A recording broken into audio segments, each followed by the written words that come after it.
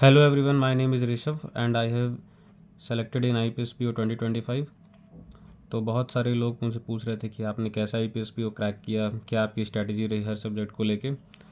तो ये वीडियो में सब चीज़ आपको बताएंगे बिल्कुल डिटेल से। तो आप बिल्कुल आराम से सुनिए सारी चीज़ों को जो बता रहे हैं और फिर उसको अप्लाई करिए। और जैसे आप पढ़ते आ रहे बिल्कुल वैसे ही पढ़िए।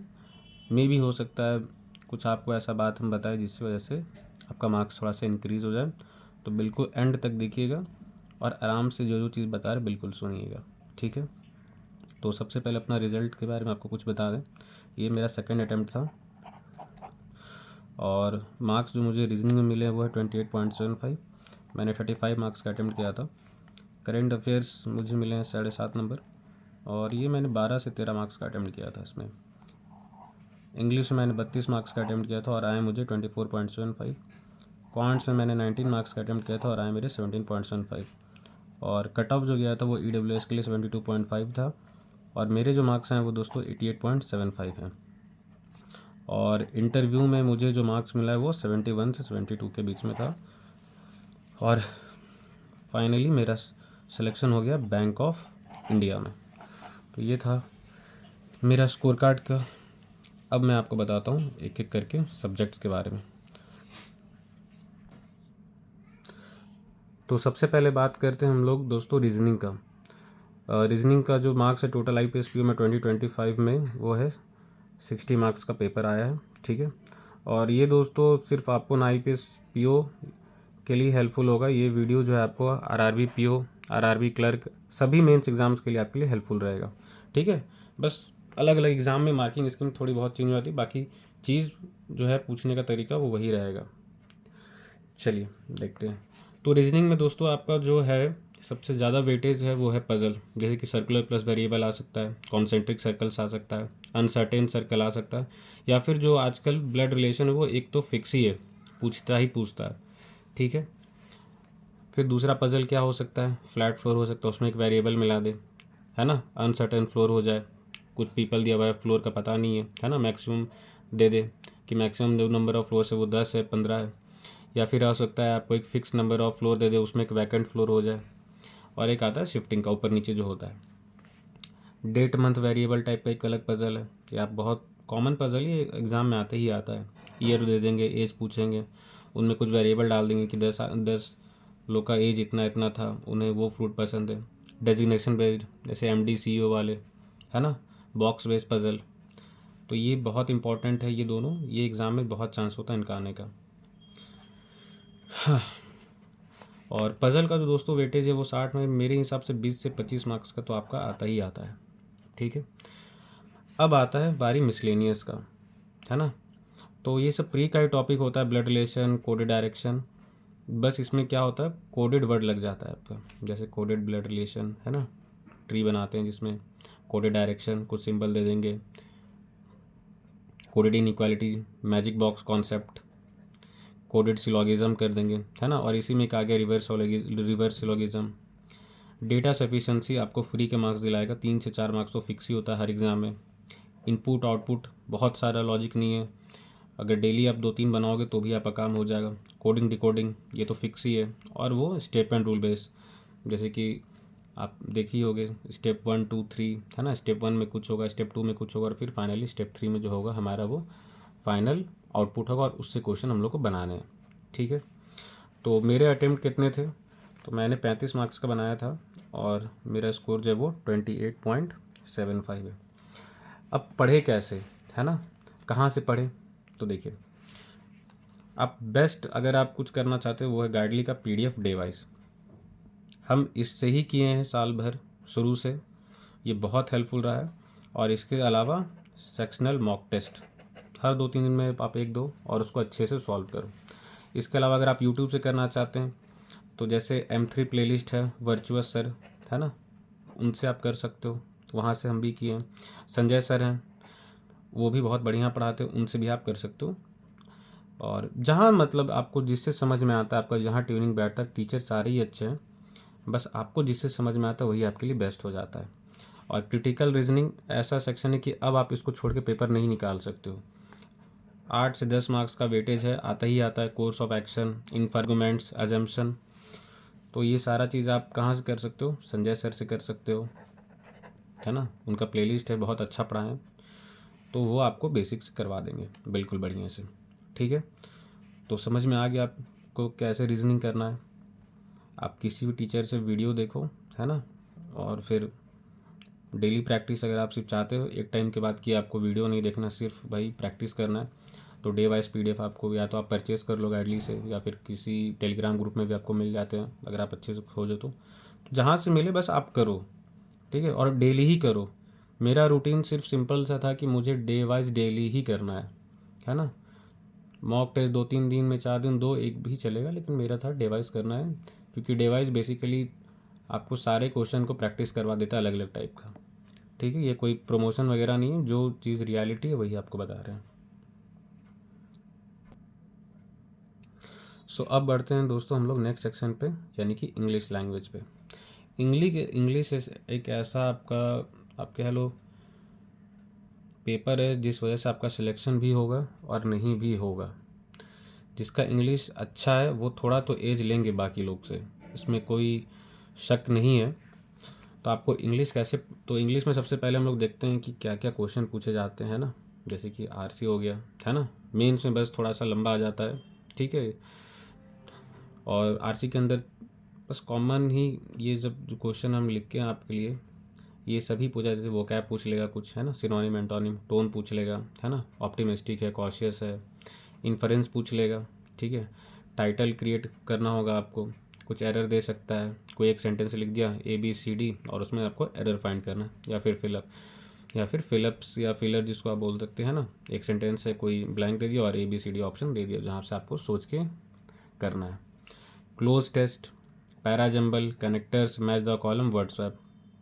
ठीक है, एग्ज़ाम में आपको सबसे पहले क्या करना है, जैसे कि मेरा तरीका क्या है मैं आपको बता देता हूँ। मैं सबसे पहले इनको बनाता हूँ, connector, match the column, word swap, क्योंकि मुझे लगता है कि ये सब छोटे छोटे, और पहले छोटे को ही टारगेट करने से क्या होता है कि उस समय आपका मोराल थोड़ा सा बूस्ट हो जाता है ना। RC वगैरह लॉन्ग काफ़ी रहता है, तो इसको बाद के लिए हम रखते हैं। बाकी आपको जैसा लगे आप वैसे ही करिए, ऐसा नहीं कि मेरा सुन के आप ये चेंज करने लगे, वो सब मत करिए, बस तरीका आपको बता रहे हैं। और 40 क्वेश्चन 40 मार्क्स का आता है। मेरा जो अटैम्प्ट था वो था 32 के आसपास था, और मेरा जो स्कोर आया वो 24.75 है। ठीक है, अब पढ़ना कैसे है। ठीक है, तो इंग्लिश के लिए आप कितना भी टीचर से फॉलो कर लो, बहुत हेल्पफुल आपके लिए नहीं रहेगा। मतलब मेरे को तो यही समझ में आया है अपने 2-3 साल के एक्सपीरियंस से। तो आप उससे अच्छा क्या करो, आप रीडिंग करो। सिर्फ रीडिंग करने का मतलब ये नहीं कि आप सिर्फ एडिटोरियल ही पढ़ो, वो बेनिफिट आपके लिए नहीं है भाई। पढ़ते ही रहोगे, कुछ समझ में ही नहीं आएगा तो क्या फ़ायदा। तो आप क्या करो, कोई भी आर्टिकल उठाओ जहाँ पर बस सिंपल बेसिक इंग्लिश है, उसको आप पढ़ो और समझो। आप जितना समझोगे वही हेल्पफुल होगा आपके लिए। और ग्रामर का दोस्तों बहुत वेटेज नहीं है। मुझे तो अभी तक, अगर मुझे अभी कोई पूछ दे नाउन प्रोनाउन तो मैं नहीं बता पाऊँगा। ठीक है, मैंने हमेशा एरर को स्किप ही किया है, क्योंकि मुझे वो वेस्ट ऑफ टाइम ही लगा। तो आप सबसे पहले क्या क्या करो, रीडिंग कर सकते हो, कोई ज़रूरत नहीं एडिटोरियल पढ़ने का।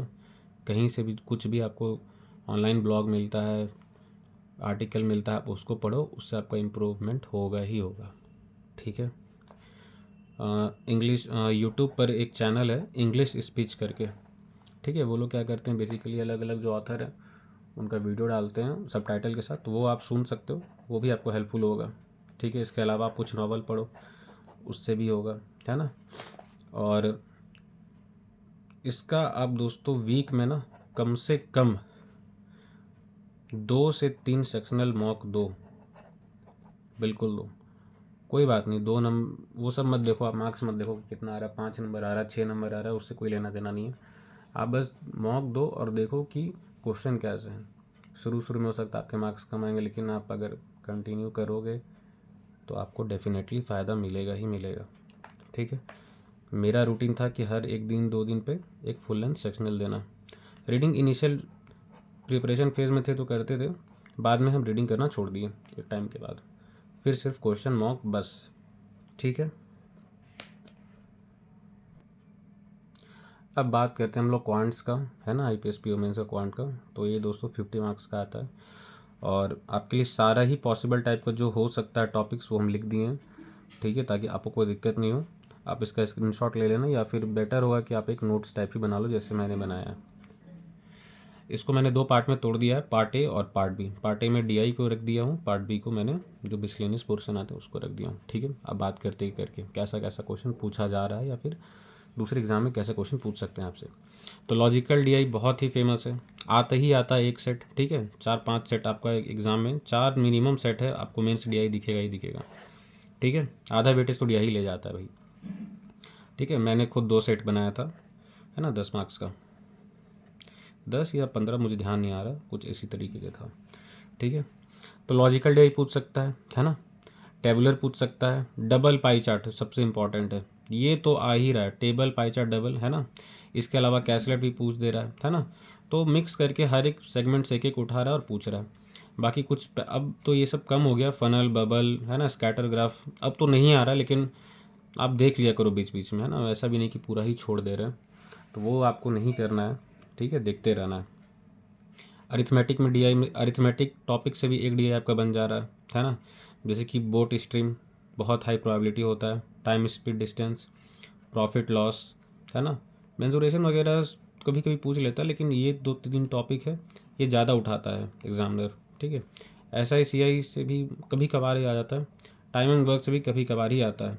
पार्टनरशिप में आपको कैसलेट DI पूछ सकता है, ठीक है।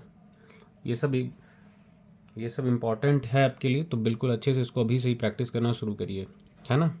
और कहाँ से क्या करना है वो भी आपको आगे में बताएंगे। अब आते हैं पार्ट बी में। नंबर सीरीज़, है ना, जो प्री में करते थे वैसा ही है, बस इसमें क्या करता है 2 सीरीज डाल देगा, है ना, और उससे कनेक्ट करके आपको कुछ क्वेश्चन पूछ देगा, उनका एडिशन पूछ लेगा, सम पूछ लेगा, डिवीजन पूछ लेगा, ठीक है। मेन्स क्वाड्रेटिक इक्वेशन, इससे आता ही आता क्वेश्चन है 3-4, sum of root, product of root, है ना। कभी कभी लीनियर इक्वेशन पूछ देगा अगर आपका किस्मत अच्छा रहा तो, या फिर क्यूबिक या स्क्वायर रूट वाले जो इक्वेशन होते हैं उनको भी पूछता है। तो ये सब भी आपको करना है अच्छे से, ठीक है। नंबर सिस्टम, LCF HCF, है ना, रिमाइंडर थ्योरम, इससे बेस क्वेश्चन आ जाता है। डेटा सफिशिएंसी आना ही आना है, कोई रोक नहीं सकता है इसको। Q1 Q2 क्वांटिटी कंपैरिजन, ये भी आना ही आना है। और अरिथमेटिक तो भाई आएगा ही आएगा, ठीक है। अब आपको करना क्या क्या है, करना आपको दोस्तों सब कुछ है, छोड़ना कुछ नहीं है आज के टाइम में, क्योंकि हो सकता है जो चीज़ आप छोड़ कोई अगला उसको करके आपसे लीड ले ले। तो सोर्स पहले बता देते क्या कहाँ से आप कर सकते हो। मेरा तो आप PDF कर स्कोर लो, है ना, गाइडली का डे वाइज, उसमें आपको अलग अलग टाइप का सारा DI कवर हो जाता है, ठीक है। एक दिन में बस, एक दिन में एक करो, मोर देन सफिशिएंट है, ठीक है। इसके अलावा मॉक टेस्ट आप सेक्शनल करो, उसको सबमिट करके सॉल्व करो, अभी से टाइमर के साथ देने की ज़रूरत नहीं है, ठीक है। आप ऐसे ही सबमिट करो और उसको फिर एक एक करके सारे को सॉल्व करो, ठीक है। इसके अलावा हर्षल सर से आप पढ़ सकते हो DI, है ना, बहुत फेमस टीचर हैं। कौशिक सर से आप कर सकते हो। अब हम कौशिक सर से ही पढ़े थे और फिर उनसे ही हम किए हैं, हम 4 जगह नहीं भटके, हम एक टीचर से किए। और टीचर पे ज़्यादा कंफ्यूज मत हो, टीचर सारे ही अच्छे हैं, आपको जिससे समझ में आता है आप उनसे करो बस, ठीक है। ऐसा नहीं कि आशीष अरोड़ा सर कम अच्छे हैं या फिर वो ज़्यादा अच्छे हैं, वो सब कुछ नहीं, सारे टीचर अच्छे हैं, ठीक है। मेरा अटैम्प्ट था वो 19 मार्क्स का था और मेरा जो स्कोर आया वो 17.75 का आया, ठीक है ना। डे वाइज डेली करिए, और अगर डे वाइज आपके पास नहीं अवेलेबल हो पाता है तो सेक्शनल मॉक टेस्ट हर 2 दिन पर दीजिए, अभी से दीजिए, ठीक है।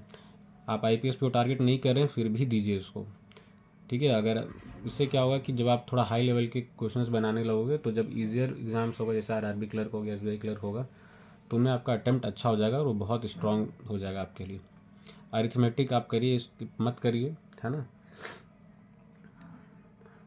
1-2 टॉपिक्स भले छोड़ सकते हो लास्ट में अगर नहीं समझ में, जैसे ऐसा ही, जैसे कि मेरे को अगर कुछ बोल दे ऐसा ही से, तो मेरे को अभी तक नहीं आता ढंग से, मतलब आता है, मैं मिक्सचर एलिगेशन आज तक नहीं समझ में आया, और अब तो ज़रूरत भी नहीं है समझने का। तो यही था, मेंस क्वांट्स का हिसाब आप ये सारे टॉपिक्स लिख लो और इनको प्रैक्टिस करना शुरू, ठीक है। अब बात करते हैं दोस्तों जीए बीए, है ना, करेंट अफेयर्स। तो ये 50 मार्क्स का आता है और मेरा जो मार्क्स आया था दोस्तों वो था 7.50 और 12-13 मार्क्स का ही मैंने अटेम्प्ट किया था, ठीक है। तो इम्पॉर्टेंट टॉपिक्स आपके लिए लिख दिए हैं, जैसे banking news, national international state news, government scheme, ranking index, RBI circular, apps portal. इस बार तो सबसे ज़्यादा मतलब आरबीआई सर्कुलर से भर भर के क्वेश्चन था आईपीएस पीओ मेंस में, और यही मेरे लिए थोड़ा दिक्कत हो गया क्योंकि आरबीआई सर्कुलर हम बहुत अच्छा से नहीं पढ़ के गए थे, तो कहीं ना कहीं वो प्रॉब्लम किया, बट ठीक है, जॉब हो गया बस, अल्टीमेटली यही मैटर करता है। Apps portal, state festival, books author, appointment day, static banking, है ना। पहले क्या हो रहा था दोस्तों, आज से 1 साल पहले तक banking news, international state news, government scheme, आपका यही इतना ही कर लेने से 15-20 मार्क्स आ जा रहा था, 20-25 अगर आपका किस्मत अच्छा है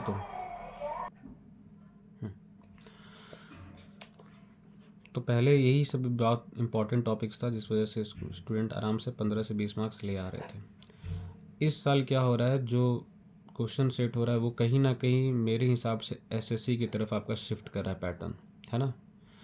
मतलब बैंकिंग न्यूज़ बहुत ज़्यादा नहीं आ रहे हैं, है ना, गवर्नमेंट स्कीम ज़्यादा पूछ दे रहा है, आरबीआई सर्कुलर थोड़ा बहुत पूछ रहा है, स्टेट न्यूज़ पूछ दे रहा है ना, स्टैटिक पूछ दे रहा है, वहाँ का पार्क बताइए कहाँ पर है, वो डांस फॉर्म किस स्टेट से है ना।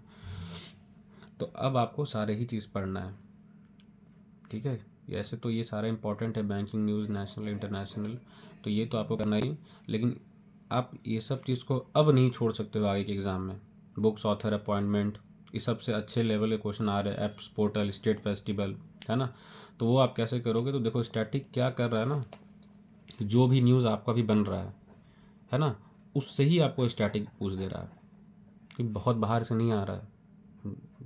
जो लोग अच्छे से पढ़ रहे हैं सीए, है ना, जैसे हम डेली ही सीए किए हैं आशीष गौतम सर से यूट्यूब से, ठीक है। और इसके अलावा क्विज़ तो हम 2-3 प्लेटफॉर्म का लेके रखे थे, एक हो गया इसके आपका अफेयर्स क्लाउड, है ना, प्रैक्टिस मॉक। तो जहाँ से जो आपको क्विज़ मिल रहा है ख़रीदो और अच्छे से दो, ये बहुत आपके लिए हेल्पफुल होगा, ठीक है। तो अब आपको तो टॉपिक सारा लिख दिए, अब आपको करना कैसे, आप डेली सीए करो कहीं से भी, जिससे भी आपको समझ में आ रहा है, अभिजीत मिश्रा सर हो गए हैं, ठीक है, आशीष गौतम सर हो गए हैं, शीतल मैम होगी, कहीं से भी करो, ठीक है। दूसरा, डेली सीए करो और अपना एक अलग से कॉपी वगैरह रख लो, है ना। स्टैटिक का जहाँ कुछ आपको मिल रहा है उसको कहीं अभी से ही नोट करना शुरू करो, ठीक है। पीडीएफ के चक्कर में बहुत मत रहो कि टीचर ही देंगे तो करेंगे, अपने लिए एफर्ट डालो, अपना नोट से बेटर कुछ नहीं है, ठीक है। हालांकि हम अपना नोट्स नहीं बनाते थे, हम डेली करेंट अफेयर्स का ही पढ़ते थे और उसका ही पीडीएफ निकालते थे, बट हाँ कहीं स्टैटिक पॉइंट मिला तो उसको हाईलाइट ज़रूर करके रख लेते थे, ठीक है। तो आप देख लो आपको कौन सा बेटर आपको चूज़ करना है, वो आप देख लो अच्छे से।